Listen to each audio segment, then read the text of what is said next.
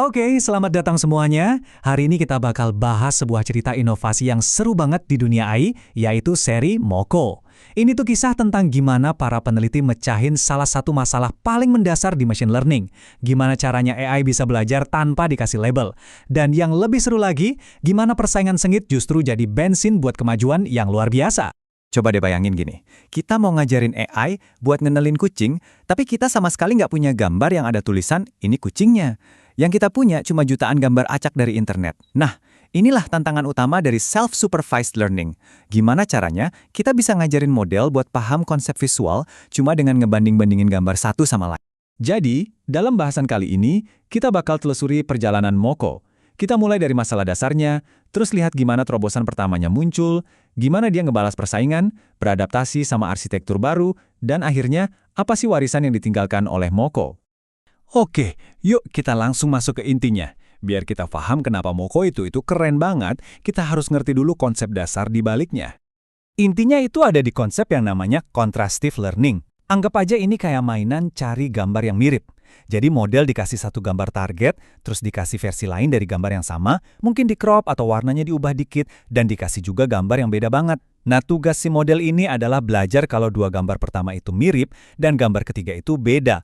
Pasangan yang mirip ini kita sebut positive pair, dan yang beda itu negative pair. Nah, para peneliti Moko ini punya analogi keren. Mereka bilang ini kayak nyari definisi di kamus. Si query ini kata yang mau kita cari artinya, positive key itu definisi yang benar, terus negative keys itu semua definisi salah lainnya yang ada di kamus. Modelnya dilatih biar jago banget nemuin satu definisi yang tepat dari kamus yang isinya seabrek. Logikanya, makin banyak contoh negatif yang salah ya makin pinter modelnya. Nah, disinilah masalah besarnya muncul. Buat punya kamus negatif yang gede banget, sebelumnya ada dua cara. Pertama, metode end-to-end. Ini semua contoh negatif dimasukin dalam satu batch komputasi. Efektif sih, tapi butuh GPU dewa yang memorinya gede banget. Cara kedua, metode memory bank. Ini nyimpan fitur-fitur negatif dari waktu ke waktu. Tapi masalahnya, seiring modelnya belajar, cara dia melihat gambar kan berubah. Jadi fitur-fitur lama yang disimpan jadi nggak relevan lagi. Jadi inkonsisten. Jadi pilihannya waktu itu, kamus kecil tapi konsisten, atau kamus gede tapi ya berantakan. Dan disinilah Moko V1 datang sebagai pahlawan dengan solusi yang cerdas banget buat dilema ini. Moko itu bawa dua ide brilian. Pertama, daripada pakai memory bank yang statis, mereka pakai queue atau antrian. Jadi contoh negatif yang baru masuk, yang lama keluar. Ini bikin kamusnya bisa super besar tanpa perlu batch yang besar. Kedua, buat ngatasin masalah konsistensi, mereka bikin yang namanya momentum encoder. Bayangin deh, encoder utama itu murid yang belajarnya ngebut. Nah, momentum encoder ini kayak gurunya yang pelan-pelan ngupdate definisi di kamus, biar nggak berubah drastis. Ini yang ngejaga kamus tetap stabil dan konsisten. Jadi poin krusialnya apa? Moko berhasil dapat dua-duanya, kamus yang super besar dan super konsisten. Dampaknya luar biasa. Untuk pertama kalinya, model yang belajar sendiri dari data acak bisa ngalahin performa model yang dilatih pakai jutaan data berlabel. Ini benar-benar sebuah terobosan. Tapi, ya namanya juga dunia AI, geraknya cepet banget. Sukses itu nggak bertahan lama tanpa ada tantangan. Nggak lama muncul pesaing berat. Cuma sebulan setelah Moko rilis, tim dari Google ngeluarin SimCLR. Metode ini balik lagi ke pendekatan end-to-end tapi skalanya gila-gilaan. Mereka benar-benar pakai kekuatan komputasi yang luar biasa buat bikin batch super besar, dan hasilnya, mereka berhasil ngalahin Moko V1. Apa sih rahasia SimCLR? Ada 3 hal utama. Pertama, ukuran batch yang ekstrim, yang cuma mungkin kalau punya hardware khusus. Kedua, mereka nambahin lapisan ekstra di akhir, namanya MLP head. Anggap aja ini kayak lensa tambahan yang bantu model lebih fokus ke fitur-fitur penting. Dan terakhir, mereka pakai teknik augmentasi data yang jauh lebih agresif. Tim FAIR yang bikin Moko nggak tinggal diem dong. Mereka lihat ide-ide bagus di SimCLR, dan sadar kalau ide-ide itu sebenarnya bisa diterapin di mana aja. Jadi mereka ngelakuin sesuatu yang cerdas banget. Mereka nyomot 2 ide terbaik SimCLR tadi dan dimasukin ke dalam kerangka Moko yang jauh lebih efisien. Lahirlah Moko V2. Nah, lihat deh grafik ini. Ini bukti nyatanya. Waktu keduanya diadu pakai hardware yang sama, yang wajar dan bisa diakses banyak peneliti, lihat bedanya. Moko V2 yang di bar kedua jelas menang telak. Beda akurasinya signifikan banget. Ini bukti kalau framework Moko itu pada dasarnya lebih efisien. Dia bisa dapat performa lebih bagus tanpa perlu brute force. Tabel ini benar-benar ngebongkar rahasianya. Lihat baris pertama. Moko V1 itu akurasinya 60,6%.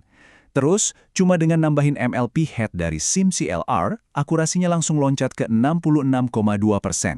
Tambahin augmentasi yang lebih kuat, dan waktu keduanya digabung, jadilah Moko V2 yang ngalahin SimCLR di kondisi yang setara. Ini contoh sempurna dari adaptasi yang cerdas. Cerita Moko belum selesai. Setelah buktiin efisiensinya, tantangan baru muncul lagi. Kali ini bukan dari pesaing, tapi dari arsitektur AI yang benar-benar baru, Vision Transformers. Vision Transformers atau VIT itu benar-benar mengubah dunia computer vision. Mereka nggak pakai konvolusi, tapi pakai mekanisme attention. Jadi modelnya bisa fokus ke bagian gambar yang paling penting. Mereka kuat banget, tapi susah banget dilatihnya.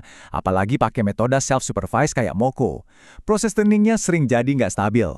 Dan yang lebih parah, seperti kata penelitinya, ketidakstabilan ini tuh bukan berarti trainingnya gagal total. Justru, dia diam-diam nurunin akurasi beberapa persen, jadi susah banget buat dideteksi. Modelnya kelihatannya sih trainingnya lancar, tapi sebenarnya performanya nggak maksimal. Para peneliti akhirnya nemuin biang keroknya. Ada lonjakan gradien yang liar, biasanya muncul dari lapisan paling pertama, lapisan yang tugasnya mecah gambar jadi potongan-potongan kecil.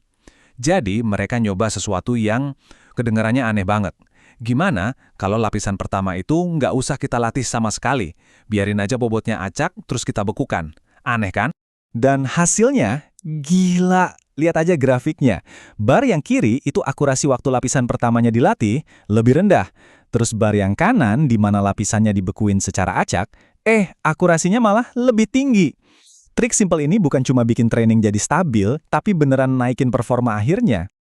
Oke, jadi setelah kita ikuti perjalanan dari V1, V2, sampai V3, apa sih pelajaran yang bisa kita ambil dari kisah Moko ini?